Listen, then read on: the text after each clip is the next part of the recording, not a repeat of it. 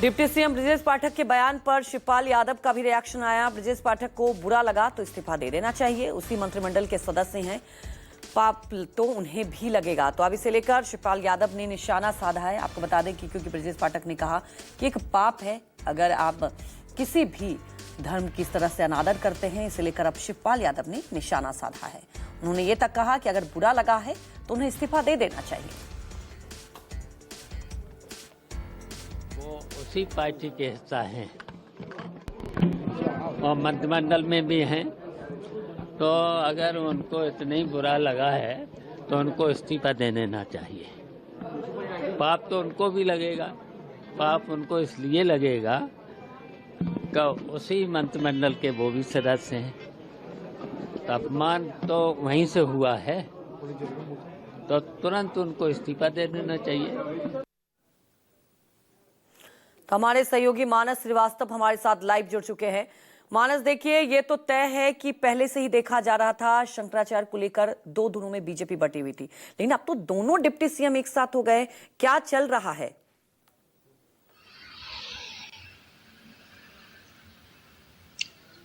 देखिए, अब damage control की कोशिश की जा रही है। ये बात बिल्कुल सही है कि शंकराचार्य के मुद्दे पर विपक्ष को एक बहुत बड़ा मौका मिला कि वो उस भारतीय जनता पार्टी पर हमला करे जो सनातन की पैरोकार है, जो सनातन की बात करती है। और उसी की सरकार में अगर माघ मेले के दौरान एक शंकराचार्य मेला बीच में छोड़ के बगैर स्नान किए चले जाते हैं और तस्वीरें दिखाई देती है कि पुलिस और प्रशासनिक अधिकारी जो बटुक ब्राह्मण है उनकी शिखा पकड़ के घसीट रहे हैं, तो निश्चित तौर पर समाजवादी पार्टी और कांग्रेस उसने उसे एक मौके की तरह लिया और भारतीय जनता पार्टी और योगी सरकार पर जमकर हमला किया। उस वक्त भी आपने देखा होगा कि डिप्टी सीएम जो केशव प्रसाद मौर्य थे, उन्होंने कहा था कि शंकराचार्य भगवान है, हमारे पूजनीय हैं।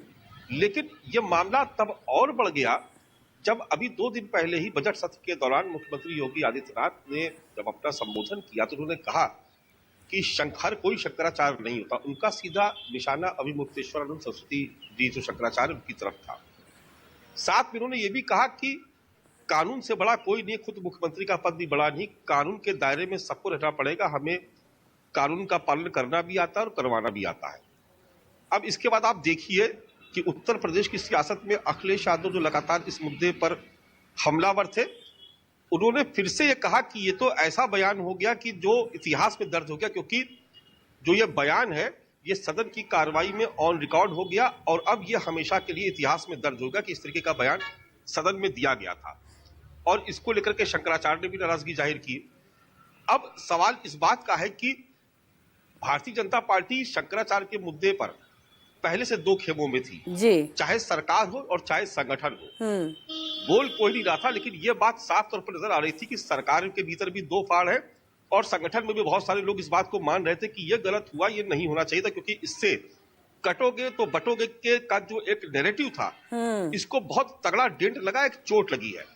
और खास तौर से ऐसे वक्त पर जब यूजीसी का मुद्दा पहले से हावी है, ठाकुर बनाम ब्राह्मण को लेकर विवाद बीजेपी में पहले से चल रहा है, ऐसे में शंकराचार्य के विवाद ने एक और इसमें नया बखेड़ा खड़ा कर दिया, जिसका सियासी लाभ सीधे विपक्ष उठाने की कोशिश कर रहा और लगातार हमलावर है। अब यहाँ पर ब्रजेश पाठक के बयान को हम इस तरीके से देख सकते हैं कि यहाँ पर 2 बातें हैं। पहली बात तो ये कि ये हो सकता है कि दिल्ली हाईकमान की तरफ से इशारा किया गया हो कि डैमेज कंट्रोल किया जाना चाहिए। अगर एक पक्ष, अगर मुख्यमंत्री ऐसा बोल रहे हैं तो नीचे जो दूसरे लोग हैं, बिल्कुल मानस, डैमेज कंट्रोल करने की कोशिश तो की गई, लेकिन यहाँ 2 फाड़ अभी भी दिखाई दे रहा है। अब इसका खामियाजा कितना बीजेपी कर पाएगी या नहीं, ये तो वक्त बताएगा। फिलहाल हमारे साथ जुड़ने के लिए आपका बहुत बहुत शुक्रिया।